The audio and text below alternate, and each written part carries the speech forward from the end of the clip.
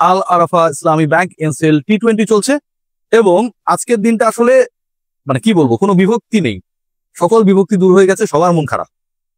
যারা কোন একজন পার্টিকুলার ক্রিকেটারকে বিভিন্ন ভাবে ট্রল করে, অপছন্দ করে, হেট করে, তাদেরও মন খারাপ। আবার যারা তাকে প্রচন্ড ভাবে ভালোবাসে আনকন্ডিশনালি, গত 1-1.5 বছরে ইন্টারন্যাশনাল ক্রিকেটে জুড়ে থাকার পরেও ভালোবাসা কমেনি, বরং বেড়েছে, তাদেরও মন খারাপ।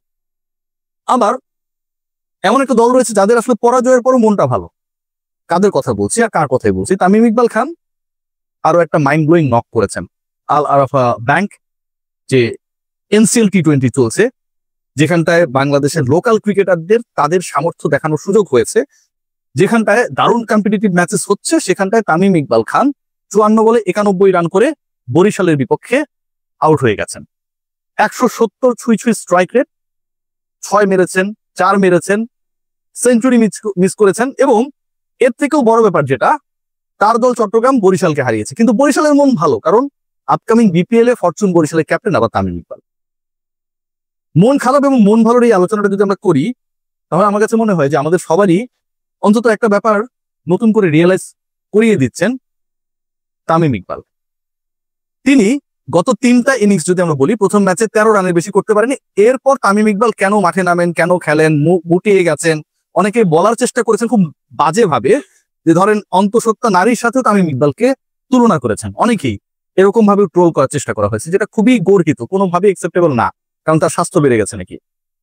এই স্বাস্থ্যবান ছেলেটাই প্রথম ম্যাচটা যখন ভালো করতে পারে নাই, এই ট্রোল গুলো হচ্ছিল। পরের ম্যাচে তামিম ইকবালকে আমরা দেখলাম 33 বলে 65 রান ইনিংস খেলতে, বিধ্বংসী একটা ইনিংস খেললেন, 200-র কাছাকাছি স্ট্রাইক রেটে ব্যাটিং করলেন।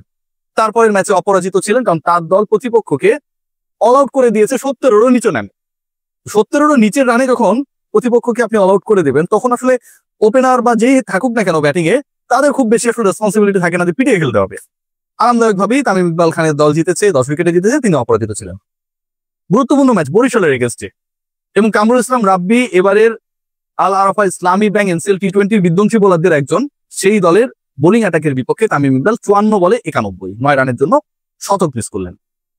ভাবতে পারেন, যাকে আসলে আমরা কোনো ধরনের সেট আপে রাখি না, এবং তামিম ইকবালকে নিয়ে মোটামুটি বাংলাদেশ ক্রিকেটে যে আলোচনাটা হয়, যেই ওয়েতে আলোচনা হয়, একটা হচ্ছে আমরা চাই ও খেলুক, ওর সাথে আমরা আলোচনা করছি, পরামর্শ করছি, দেখা যাক ভালো কিছু আপনারা শুনবেন, আর সামনে আমরা আরেকটা ডিসকাশন করবো, এই যে চাপাবাজির গল্পগুলো হয়, এন্ড অফ দ্য ডে আসলে এগুলোর কোনো আমরা ফ্রুটস পাই না।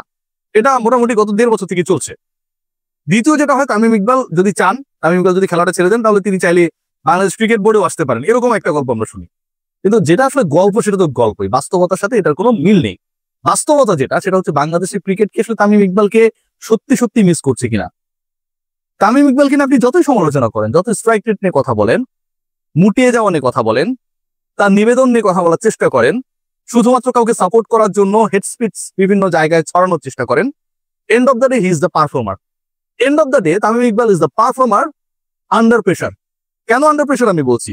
দেখুন, 7 মাস পরে ম্যাচ খেলতে নেমেছেন, তিনি জানেন তিনি খারাপ করলে 14 গোষ্ঠী উদ্ধার করা হবে, এবং প্রথম ম্যাচে 10 বলে 13 করার পর তার 14 গোষ্ঠী উদ্ধার করা হয়েছে। তামিম ইকবাল সেই প্রশ্নটা কমন করেছে, যেহেতু তিনি জানতেন আগে থেকে, এবং তিনি এটাও জানেন যে এমন একটা সময় আসবে, যদি তিনি 3-4টা ম্যাচে ভালো করতে না পারেন, তাহলে তিনি একটা ইয়াং ক্রিকেটারের জায়গা নষ্ট করছেন, এরকম বড় ধরনের এলিগেশন তার বিরুদ্ধে আসবে। এই মিরপুরেই তো তামিম ইকবাল কয়েকদিনের জন্য প্রিপারেশন নেওয়ার চেষ্টা করছিলেন সেন্টার উইকেটে। বিরাট কোহলি কিংবা সচিন টেন্ডুলকার যদি ইন্টারন্যাশনাল ক্রিকেটকে বিদায় বলার পর কেউ দিল্লি আর কেউ মুম্বাইয়ের উইকেটে যদি একটু প্র্যাকটিস করার অনুমতি চায় তাদের ক্রিকেট অ্যাসোসিয়েশনের কাছে, সেটা দেয়া যেন বিশাল অপরাধ। তামিম ইকবাল ওই সেন্টার উইকেটে প্র্যাকটিস করা নিয়ে বিশাল বিশাল চটকদার শিরোনাম আমরা দেখেছিলাম। একজন কামব্যাক করতে চাচ্ছেন, ওই প্রসেসটায় তিনি নিজেকে তৈরি করার চেষ্টা রয়েছেন। কতটুকু হেল্প পান ক্রিকেট বোর্ড, কতটুকু হেল্প করে ক্রিকেট বোর্ড, কতটুকু আগ বাড়িয়ে আমাদের একজন লেজেন্ডকে আসলে তার প্রাপ্য সম্মানটুকু দেওয়ার চেষ্টা করে। ব্যাট হাতে যে ছেলেটা 7 মাস পর নেমে 33 বলে 65 করে, কিংবা 54 বলে 91 রানের ইনিংস খেলে, কোন ধরনের প্রপার প্রিপারেশন ছাড়া যখন এই খেলাটা খেলে, তার মানে তার বাংলাদেশের ক্রিকেটে কতটা দেয়ার ছিল, এটাই কিন্তু তার এই ইনিংস গুলো ইন্ডিকেট করে। কখনো কারো বিরুদ্ধে অভিযোগ করেছে শুনেছেন? কখনো বলেছে সাকিব আল হাসান আমার শত্রু? কখনো বলেছে চান্ডিকা হাথুরু সিং এ আমার সাথে এই শয়তানিটা করেছে? আমরা বুঝে নিয়েছি। তামিম ইকবাল খান কখনো তার মুখে কারো বিরুদ্ধে কখনো একটা কথা বলেছে? নাজমুল হাসান পাপন হতে পারে, ফারুক আহমেদ হতে পারে, নাজমুল আবেদিন পাইম হতে পারে, সালাউদ্দিন ভাই হতে পারে, কিংবা সাবেক কোচ এবং সাবেক অধিনায়ক সাকিব কিংবা হাতুর হতে পারে, কারো বিরুদ্ধে একটা কথা তিনি বলেন না।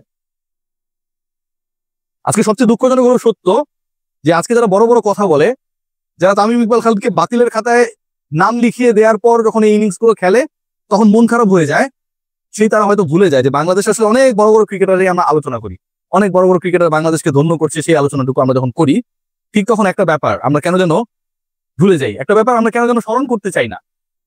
টি-20তে এখন পর্যন্ত দেশের হয়ে যে একটা সেঞ্চুরি হয়েছে, ও সেটা ছোট দলের বিপক্ষে, ওমান টাইপের দলের বিপক্ষে, নো ম্যাটার, ওই সেঞ্চুরিটা ওই তামিম ইকবালই করেছে।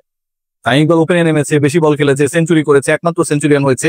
যারা কথাগুলো বলে বাংলাদেশে টি-20 সেট আপে তো প্রত্যেকটা ম্যাচে নতুন নতুন ওপেনাররা মাঠে খেলতেই নামে, দুর্বল দলের বিপক্ষেও বাংলাদেশ যথেষ্ট ম্যাচেস খেলে এবং এমন অবস্থা দাঁড়িয়েছে যে এখন দুর্বল দল যেগুলো সেইগুলো বাংলাদেশের থেকে সবল হয়ে গেছে, কিন্তু তামিম ইকবালের পারফরমেন্স কিন্তু চেঞ্জ হয় নাই। সবশেষ বিপিএল এ তিনি ছিলেন হাইয়েস্ট রান গেটার, ক্যাপ্টেন, টুর্নামেন্টের সেরা ক্রিকেটার। আলাদা ব্যাংক টি-20 টুর্নামেন্ট যেটা চলছে এখন এনসিএল এর আওতায়, সেই পার্টিকুলার টুর্নামেন্টে তামিম ইকবাল খান স্টিল পারফর্মিং গ্রেট। এবং এই যে পারফরমেন্স, এই যে নিবেদন, এই যে আবারও মাঠে নামার চেষ্টা, চাইলে তো তিনি ডিরেক্ট বিপিএলটাই খেলতে পারতেন, কে না করতো? বরিশালের মালিক না করতো যে তামিম ইকবাল তুমি ডাইরেক্ট কেন বিপিএল খেলছো? বরিশাল ম্যানেজমেন্ট এটা নিয়ে প্রশ্ন তুলতো? কেউ তো প্রশ্ন তুলতো না। কত ক্রিকেটারকে দেখি কোনো প্রিপারেশন ছাড়া এদিক সেদিক গোয়েন দলের সাথে যুক্ত হয়ে যান, খেলতেই পারতেন। সিলেটে গিয়ে ডিসকমফোর্টেবল সিচুয়েশনে এই ঠান্ডার মধ্যে, অনেকেই বলছেন যে তার স্বাস্থ্য অনেক বেড়ে গেছে, এই সমালোচনাগুলোকে সহ্য করে মাঠে যখন নেমে পড়ছেন এবং রান করছেন, সেটাকে আমরা অ্যাপ্রিসিয়েট করার চেষ্টা করি না। তবে যারা সত্যি সত্যি এই পার্টিকুলার ক্রিকেটারের ভক্ত, তাদের আসলেই মন খারাপ। মন খারাপ 91 করার পরেও, কারণ 9-1-91 এটা আসলে তামিম ইকবালকে মাত্র 9 রানের জন্য সেই ম্যাজিক ফিগার থেকে দূরে রেখেছে। তামিম ইকবাল আজকে সেঞ্চুরিটা পেতেই পারতেন, হয়তো সেই শতকের আশায় খেলেন নাই, খেলাটাকে ভালোবাসেন, হৃদয় থেকে খেলেছেন। বাংলাদেশের ক্রিকেট কিংবদন্তিদের বিদায়টা, মূল্যায়নটা সব সময়, সব বোর্ডে, সব শাসকের সময়ই একই রকম। আপনি যত বড় হন না কেন, সামটাইমস শেরের উপর শের রয়েছে। এবং ক্রিকেট বোর্ড বলেন, ম্যানেজমেন্ট বলেন, বিপক্ষ সমর্থকরা বলেন, তারা সেই ব্যাপারটা দারুণভাবে উপলব্ধি করে এবং মেনটেন করে। আমরা যদি খেয়াল করি বিরাট কোহলি, রোহিত শর্মা, কত মানে একটা রাইভালরি সিচুয়েশন তার সমর্থকদের মধ্যে, দেখি না? মেসি, নেইমার দেখি তো আমরা, সমর্থক Brazil, Argentina, but end of the day রেসপেক্টের জায়গাটায় সবাই সেই রেসপেক্টটা দেয়। কোহলি যখন তার আন্তর্জাতিক ক্যারিয়ারে প্রথম টি-20 সেঞ্চুরিটা করেছিলেন, তার ইন্টারভিউটা করেছিল মাইক্রোফোন হাতে, সে সময় তার ক্যাপ্টেন রোহিত শর্মা। বাংলাদেশে সেই কালচার কবে তৈরি হবে নাকি আদৌ হবে না? কারণ আমরা আমাদের কালচারে অনেক বেশি সমৃদ্ধ। সবাই ভালো থাকবে।